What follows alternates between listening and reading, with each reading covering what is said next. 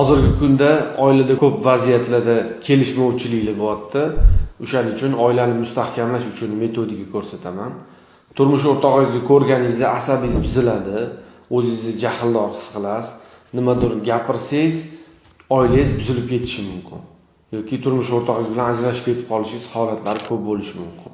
Mana shunaqa vaziyatda bizga kerak bo'ladigan narsa qog'oz paketimiz. Ko'zingizni yumasiz. Turmush o'rtog'ingiz bilan janjal bo'layotgan vaziyatni ko'zingiz oldiga keltirasiz, tasavvur qilasiz va ko'zingizni yumasiz va shu narsa tanangizni qatida turganini tasavvuringizda topasiz. Qalbingizda turgan bo'lishi mumkin, yuragingiz ustida turgan bo'lishi mumkin.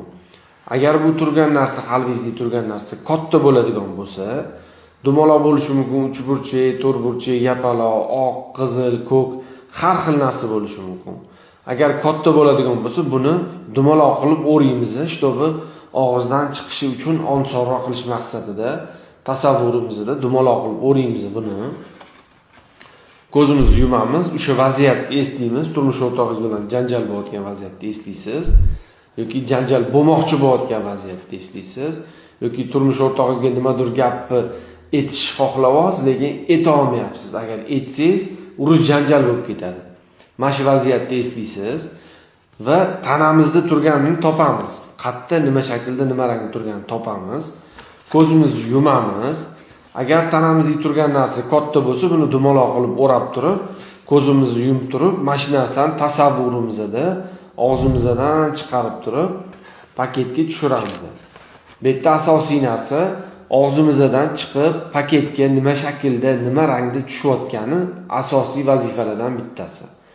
Nima shaklda, nima rangda tushganini bilganimizdan keyin ko'zimizni yumamiz va boyigi qalbimizdagi yoki yuragimiz ustida turgan narsani tekshiramiz.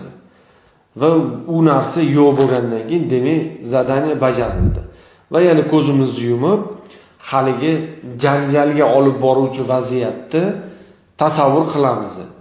U vaziyatda holat o'zgargan bo'ladi. O'zingizlarni norma, xotirjam, baxtli his qilishni boshlaysizlar.